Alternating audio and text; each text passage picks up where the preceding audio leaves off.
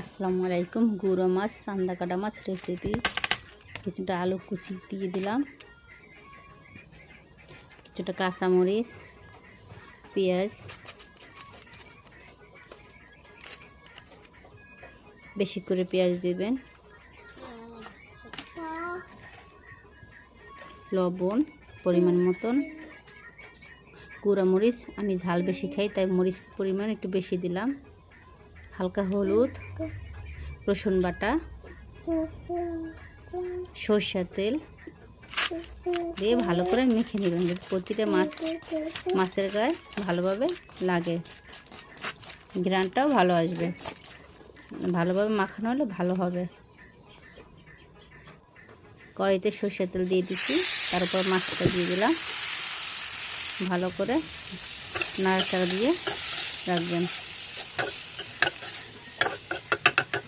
তেলের পরিমাণটা একটু বেশি হলে ভালো হবে। হালকা একটু পানি দিলাম, ঢেকে রাখবেন। চুলার জালটা একটু কমাই দিলাম, নাহলে পুরো লাগবে। ভালো করে নাড়াচাড়া করে দিবেন। এইটা আমার গুঁড়া মাছ রেডি।